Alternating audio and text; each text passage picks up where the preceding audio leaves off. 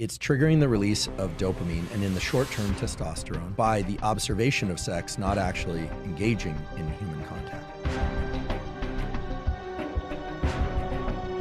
I think millennials are the first generation that we could really test what would happen when young kids got their hands on internet porn, right? And it makes me curious because like it's dopamine, like these young individuals are chasing dopamine. To be perfectly blunt, I was addicted to porn from the age of 11 to 24. Wow. That was the first time I got on it. And I was like trying for a long time to get off of that because I noticed how it was affecting me. And then I was also reading some stuff on how porn affects the male brain and all this. And I was like, oh God, this is bad. But it took me a long time to get off of that because it was quite literally, I was addicted to that. And I could see how it was negatively affecting me. Now, I'm curious, do you know if there's any, like how that affects individuals, men, as far as testosterone, if there's a negative thing, a positive thing? Because I think I heard you talk about like first for people that were viewing, I think the act of sex, there's like a 10% increase, but I think there's like long-term disadvantages to that, correct? Absolutely. And I think this conversation is now finally starting to emerge in the scientific and academic literature. Yes. I mean, with no judgment whatsoever, right? Again, I'm not here to, it's not a moral thing. I'm just talking about what I do is I look at things through the lens of biology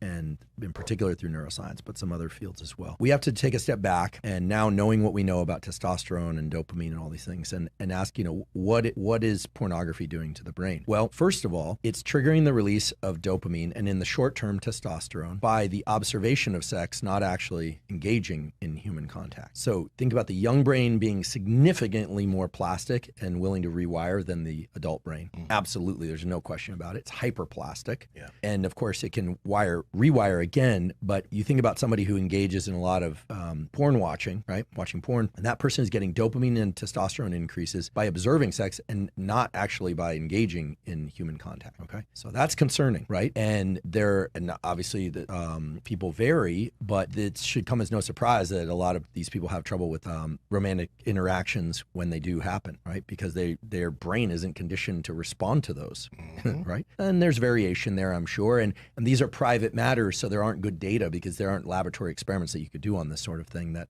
someone will probably do those experiments eventually. But also dopamine seeking is what triggers the increase in testosterone. But as we just talked about it, with repeated dopamine seeking or triggering of dopamine release, it starts getting diminished. So pretty soon that behavior is not causing the release of testosterone. Now people are just doing it compulsively to try and get some little droplet of dopamine out of their brain. I personally think that porn and the availability of porn is a real detriment to the developing brain, especially to the developing brain. Yeah. Now, it sounds like you rescued the behavior, and it takes some discipline, right? I imagine. And it's one of those things that it's also anxiety-less compared to dating and relationships where people are vulnerable on both sides and have to negotiate things like, consent and timing and, and communication and all the things that are really hard to do, but are essential to do. That's key. So I think pornography is a serious issue. And because of the way that it taps into these very primitive systems, it's as serious in my mind as some of the other drugs of abuse, like the opioid crisis. And talked about cell phones. You ever notice that when you get on a phone and you're scrolling Instagram, it's like a lot of fun. Like this stuff is cool. You're seeing people. And then sometimes you're on there and like, this doesn't feel good, but I'm doing it anyway. Yeah. I'm just doing it. That's exactly how people talk about their drug use. That's exactly how people talk about alcohol use. That's exactly how people talk about gambling. You imagine this high, but the high doesn't show up, and that's you're dopamine depleted. You need to take some time away from it and then come back and then you can enjoy it again. Now with pornography, it's a slippery slope, right? There's also a whole aspect of pornography, which is that if people are pursuing pornography and they're not pursuing relationships, there is the potential that they reach their 20s and 30s and they are truly dysfunctional in terms of, look, every species has two major goals: protect the young and make more of itself. Whether or not you decide to have children or not is a personal issue. I personally don't have children. I may someday, but every species protects its young. The maternal aggression is amazing, right? A mother protecting its young, there's nothing like it in the animal kingdom. Actually, that's not triggered by testosterone, that's triggered by estrogen, which is interesting. But the parents of every species try and protect the young, and they try and make more young. This is every species is driven to do that. And you think about what porn and masturbation, these things really are. I'm not calling them sinful. What I'm saying is they are potentially addictive, especially with the availability of pornography.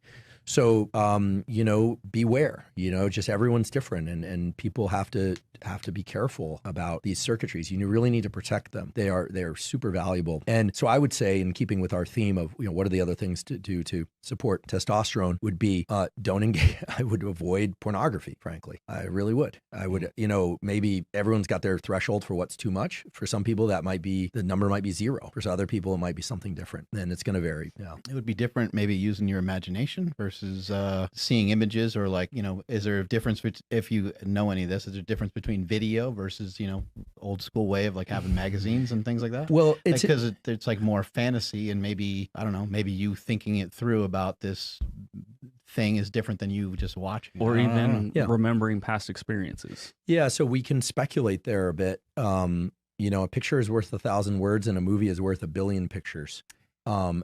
When it comes to the impact that it has on your nervous system. That's a bar. Exactly. And so, I think it's fair to say that whatever problems exist in society today almost certainly existed 100 years ago, but in a different form. Mm-hmm. Okay. We always think, stress was only there for the saber-toothed tiger, and now there are no tigers, and we got this thing that's really unfortunate called stress. Look, let's imagine this was 100 years ago. Spouses still cheated. People still died. You had, physical challenges. There was a question of how, all that stuff is baked into us at a deep level. None of those circuits have changed. It's just the circumstances that trigger them change. So I think that 100 years ago, it wasn't cell phones. It might, but you can bet that there were forms of pornography. They were probably more cloistered away. They weren't, as out there. In certain parts of the world, it's still very, very cloistered away, despite the internet. So I think that what's healthy in this domain has never really been defined. This is one of the challenges. We know what an eating disorder is, but what's healthy eating? Right? Mm-hmm. Where do you draw the line? I think, given this general theme that relationships are healthy, friendships are healthy, romantic relationships are healthy, and anything that inhibits the pursuit and functioning of healthy relationships is where you have to start saying, wait a second, is this behavior getting in the way? We've all heard that to get optimal sleep, you should cool your room down to 68 to 69 degrees. But that's not all you need to do. And that's why we've partnered with 8 Sleep mattresses. Now they have the Pod Pro and the Pod Pro Cover. And the amazing technology of this mattress allows you to cool the mattress down to 55 degrees or to have it as warm as 110 degrees. But the great thing is that the temperature changes through the night based off your actual body temperature to make sure that you get the most restful sleep possible. You fall asleep 32% faster and you move around 40% less when you're actually asleep. It's amazing. And Andrew, how can people get it? Yeah, this is amazing technology that actually changes its temperature based off of your sleep cycle. There's no other technology like it anywhere else to take advantage of this. So look, it's unlikely to be an all or none. I think, and I don't know what the line is, but we just have to be careful. Anytime we are overwhelmed with powerful images of increasing intensity, that's where you start getting into the dopamine depletion. That's where you start getting into the hormone depletion that we're talking about here. So this is also true of violence. A lot of people, they're excited about watching zombie apocalypse violence, plus all of that violent sex and everything getting poured into the same film. Well, they made horror movies, 50 years ago. They were a little bit different. The question is, how strong were we driving the system? And if anyone out there is feeling underwhelmed and kind of like life is no good, et cetera, chances are your dopamine system has been pushed too hard.